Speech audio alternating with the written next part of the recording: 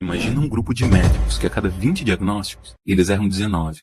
Imagina um grupo de estudantes que a cada 20 questões, eles erram 19. Imagina um grupo de motoristas que a cada 20 viagens, eles vão para o lugar errado em 19. Sabe o famoso mercado financeiro? Pois é. Nos últimos anos, de cada 20 previsões que os especialistas fizeram, eles erraram 19. Seriam eles incompetentes ou mal intencionados? Eu sinceramente não sei, mas eu sei que os médicos seriam processados, os estudantes seriam reprovados e os motoristas perderiam o emprego. Já esses especialistas do mercado têm cada vez mais dinheiro e influenciam cada vez mais a nossa economia e a nossa política. Quem é que ganha com isso? Não precisa ser matemático para ver que a conta não está batendo.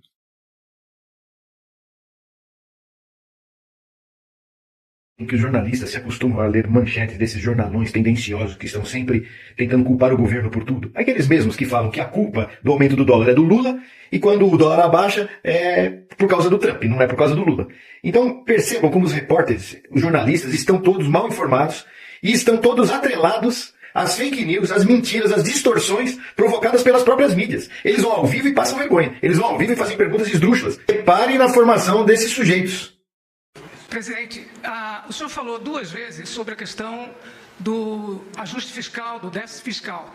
Mas eu queria aprofundar um pouquinho, porque o que a gente está querendo saber é se o senhor entende que cumpriu a necessidade de contenção de gastos para o equilíbrio fiscal a longo prazo, porque o problema no mercado não é hoje, é o daqui para frente. O que a gente quer saber é se o senhor considera que cumpriu a necessidade de baixar o rombo fiscal, de resolver o rombo fiscal. Olha, eu vou só repetir o seguinte: não existiu rombo fiscal. Rombo fiscal existiu no governo passado.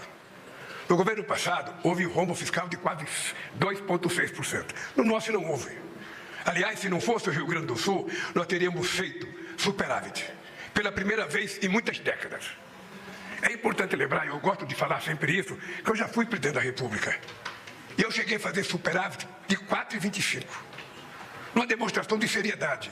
Agora, o que eu não posso é levar o povo mais humilde a um sacrifício para contemplar os interesses de menos gente. Não vou fazer, e o povo sabe que a estabilidade fiscal é um benefício para ele.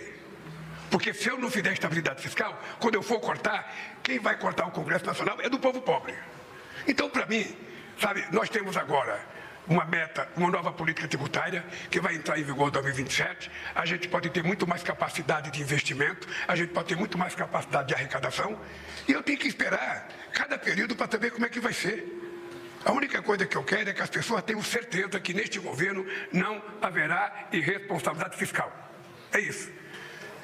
O meu histórico é a prova disso. É meu histórico. Eu sempre falo para vocês, como é que estava a indústria automobilística quando eu voltei para a presidência da República em 2023? Eu sempre falo, porque às vezes as pessoas têm memória curta. Quando eu deixei a presidência desse país, a indústria automobilística em 2010 vendia 3.800.000 carros. Quando eu voltei, 15 anos depois, estava vendendo apenas 1.600.000 carros. Agora já chegou a 2.600.000. Então, é isso que vai acontecer no Brasil. É isso que vai acontecer. Eu não tento discutir aquilo que meia dúzia de pessoas querem. Eu quero discutir aquilo que interessa à maioria das pessoas. É gerar emprego, é gerar renda para essas pessoas. Criar um país de classe média. É esse país que eu quero criar. E vou criar. E vou criar. Sabe, para os meus adversários ficar com muito mais raiva de mim, com muito mais ódio de mim. Como é que pode esse metalúrgico de São Bernardo do Campo, de diploma primário, como é que pode esse cara fazer o que nós não conseguimos fazer? Aliás, eu acho que vocês poderiam estudar. Sabe uma coisa que eu vou pedir para vocês? Esse país teve a proclamação da República em 1889. Vocês poderiam pesquisar em que momento da história esse país teve inclusão social de verdade. Poderiam pesquisar. Vocês vão perceber que teve com Getúlio e teve comigo. Procura outro momento qual foi que teve política de inclusão social. O Getúlio diziam que era ditador, mas foi ele que fez a CLT. Por isso é que a base industrial de São Paulo nunca fez sequer uma viela com o nome do Getúlio. Porque a CLT tirou o povo da escravidão e deu cidadania. E nós com a política de inclusão social. O que eu tenho dito para os empresários? Gente, se você acha que pagar 1.900.000 para o seu trabalhador é muito, porque você acha que é muito pagar, não olhe ele como seu trabalhador. Olhe ele como seu consumidor. Porque ele vai pegar o salário que você pega, ele vai numa loja comprar o que você fabrica. O dinheiro que você pagou para ele vai voltar para você, porra. Não dá para você entender isso? É simples de entender. Então, ao invés de pagar para o trabalhador, paga para o seu consumidor. Se a gente fizer isso, esse país vai dar um salto de qualidade da forma mais extraordinária possível. Nós quase conseguimos uma vez. Uma coisa que me deu tristeza foi votar a presidência com 33 milhões de pessoas passando fome outra vez. Vamos acabar. Em 2026, quando eu tiver que entregar a presidenta da República, eu vou dizer para vocês, nenhum brasileiro ou brasileira está passando fome nesse instante. É isso que eu vou fazer, muito orgulhosamente. Vamos lá. Nessa semana, o senhor foi noticiado que o senhor autorizou o aumento do diesel para a Petrobras. E isso é uma questão que interfere nos caminhoneiros. Deixa eu te falar uma coisa. Eu não autorizei aumento do diesel. Porque desde o meu primeiro mandato, que eu aprendi que quem autoriza o aumento do petróleo, derivado de petróleo, é a Petrobras e não é o presidente da República. Essa é a primeira verdade que eu quero dizer. Eu já aprendi há muito tempo isso. E aprendi uma outra coisa. Se a Petrobras tiver que fazer um reajuste, e veja a diferença, eu falei reajuste e você falou de aumento. É porque se ela tiver que fazer um reajuste, ainda assim, não levando em conta o aumento da inflação de 2023 a 2024, sem contabilizar a inflação, se colocar essa inflação no preço, se ela fizer reajuste, ainda assim será menor do que dezembro de 2022. Só para você ter ideia, quem está aumentando é o CONFAS, que está reajustando, sabe, o COFINS em 6,75, uma coisa mais ou menos assim. Esse aumento. O que nós estamos fazendo, se ela decidiu fazer, e se ela for fazer, é um reajuste que ainda assim vai garantir que o preço do diesel fica abaixo daquilo que era em dezembro de 2022.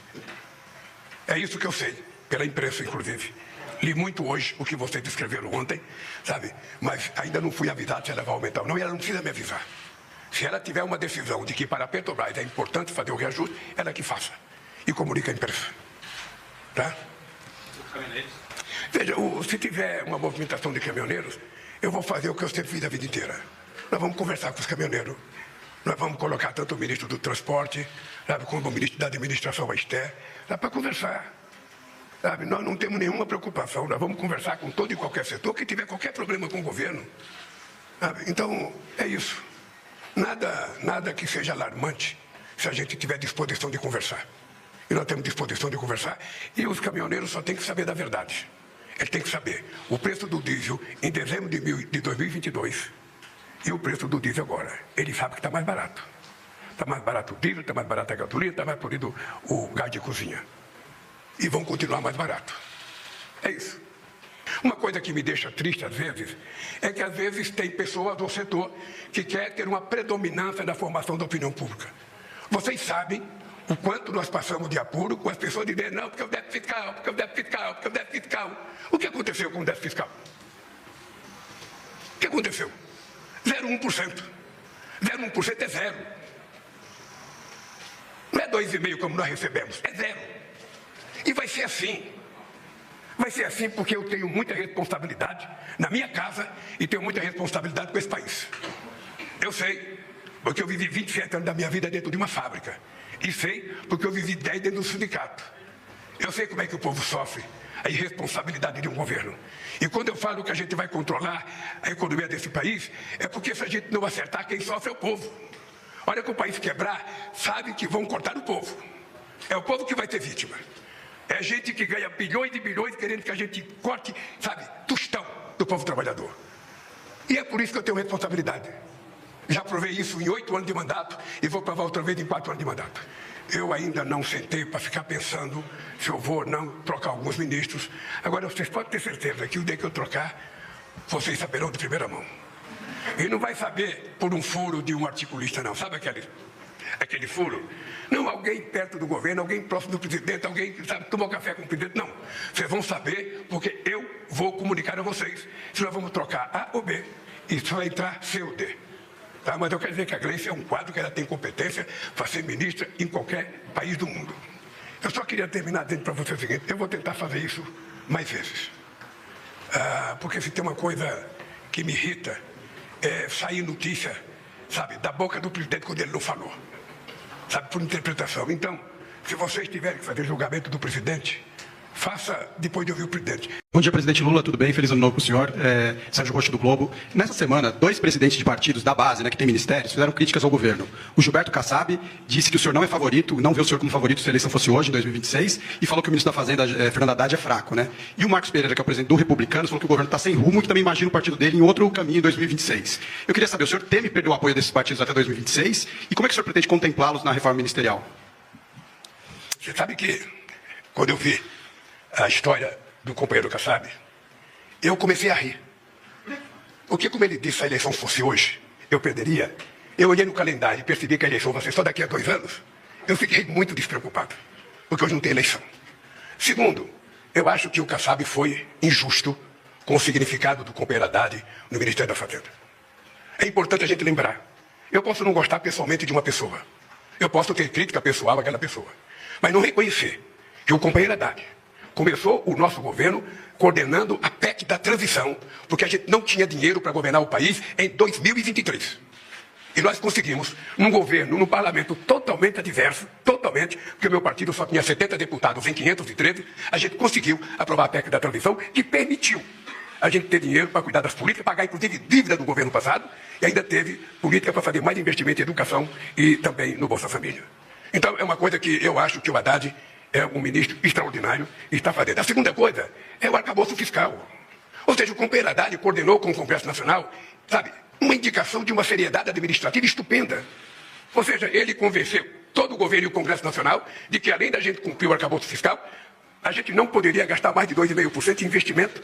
Essa é uma coisa extraordinária, porque isso foi feito contra todas as pessoas que querem, investir mais. Não é gastar, é investir mais. E foi aprovado no governo e foi aprovado no Congresso Nacional. Depois, o companheiro Haddad coordenou uma coisa que o mundo vai agradecer e o Brasil vai agradecer, que foi a aprovação da reforma tributária. Jamais houve uma reforma tributária feita num regime democrático. Jamais. Uma política tributária aprovada com o Congresso, funcionando da forma mais independente, com o Senado trabalhando da forma mais independente, com a imprensa fazendo a crítica que quiser fazer, e com a organização da sociedade totalmente livre, nós conseguimos a proeza. Foi, na verdade, um milagre que nós conseguimos fazer uma política tributária que vai entrar em vigor em 2027, para que o Brasil passe a ser um país mais atrativo para investimentos estrangeiros e mais seguro para os investimentos nacionais. Ou seja, na verdade, só por isso o Haddad deveria ser elogiado pelo Kassab. Agora eu não posso, pedir para o Kassab elogiar se ele não quer elogiar. Então eu acho, primeiro que não tem eleição agora, então estou tranquilo. É como se falasse agora, o Corinthians vai perder o campeonato de 2026. Deixa chegar o campeonato para ver se ele vai perder. Outra coisa é o Marcos Pereira. É importante lembrar que eu não tive apoio de muitos partidos desses na época das eleições. Muitos deles não me apoiaram nas eleições. Daí porque a indignação de muita gente de achar que eu não teria condições de governar, porque tinha muito partido que não tinha votado em mim e que eram maioria no Congresso Nacional, contra os 70 do PT, os 10 do PCdoB, os 10 do PSD. Nós éramos muito poucos. E o que aconteceu?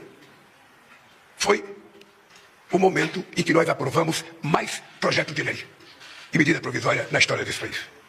Uma demonstração de muita capacidade de conversa, de muita capacidade de articulação, de muita competência de ceder naquilo que você pode ceder, porque quando a gente manda um projeto para o Congresso Nacional, esse projeto não é obrigatoriamente votado do jeito que a gente quer. Nós compreendemos que o Congresso tem o direito de mudar, de fazer emenda. Se for colocado jabuti, eu veto. E mesmo assim o Congresso tem o direito de derrubar o meu veto. E mesmo assim eu tenho o direito de recorrer à Suprema Corte para manter o meu veto. É assim que funciona a democracia. É assim que funciona a democracia. Então, se os republicanos vão me apoiar ou não em 2026, deixa chegar 2026. Deixa chegar, gente. Não vamos tentar antecipar 2 anos. O meu problema agora é fazer com que 2025 seja o ano da melhor colheita política desse país para o meu governo. Da melhor política de obras públicas para o meu governo. Da melhor colheita possível de inclusão social do meu governo. Em todas as áreas. Em todas as áreas. E vocês, eu tenho certeza, irão participar desse resultado da forma mais extraordinária possível, porque o que nós fizemos e vamos fazer na saúde, o que nós estamos fazendo na educação, o que nós estamos fazendo no transporte. Ontem eu participei de um ato de transporte, vocês sabem que em 2 anos, em apenas 2 anos, nós já fizemos o dobro do que foi feito em 4 anos no governo passado. Vocês sabem que nós vamos fazer 41 licitações com empresas privadas para consertar as estradas brasileiras, contra 6 que foi feito em 4 anos no outro governo. Então essas coisas é que vai mostrar a diferença entre o Brasil de agora e o Brasil do futuro e o Brasil do passado. O Brasil da democracia e o Brasil da antidemocracia. O Brasil da democracia e o Brasil do golpista. O Brasil da verdade contra o Brasil da mentira. É esse país que a gente vai mostrar. E eu quero que vocês acompanhem. da forma mais democrática possível, para vocês poderem escrever aquilo que vocês querem, sem que o presidente fique ofendendo vocês, sem que o presidente fique desacatando vocês. Porque tem gente que acha que jornalista bom é aquele que escreve um artigo favorável ao governo. Eu penso diferente. Eu acho que jornalista bom é aquele que escreve a verdade, contra ou a favor, mas que seja verdade. Então há uma diferença muito grande de comportamento do Estado brasileiro hoje, do governo, com relação ao tratamento da sociedade. E vocês têm que saber de uma coisa. Para mim, a democracia é a coisa de maior relevância nesse instante na humanidade, não é no Brasil. A democracia é a coisa mais importante. Ou a gente mantém a democracia funcionando, ou a gente vai ter estados autoritários mais do que Hitler e mais do que o fascismo. E é por isso que a democracia é um valor incomensurável na minha vida daqui para fora. Eu tenho dito para os trabalhadores, eu tenho dito ao invés de vocês ficarem fazendo pauta de reivindicação, façam quanto vocês quiserem, mas coloquem a democracia, porque só com democracia é que vocês conquistam as coisas. Só com democracia, com direito de greve, com direito de xingar governo, com direito de fazer passeata, com direito de fazer tudo. Se a gente perder isso, a gente perde a coisa mais extraordinária, que é a democracia. Eu gosto tanto da democracia, porque jamais no regime autoritário Metalúcio seria presidente da República. Jamais. Jamais um índio seria presidente da Bolívia. E a democracia é extremamente importante porque ela permite o contrário. Ela permite uma aliança como eu e o Zé Alencar. Ela permite uma aliança como eu e o Alckmin. Quem é que imaginava que eu ia fazer uma aliança com o Alckmin? E eu fiz, e sou agradecido pelo extraordinário serviço que ele está prestando ao Brasil e ao meu governo.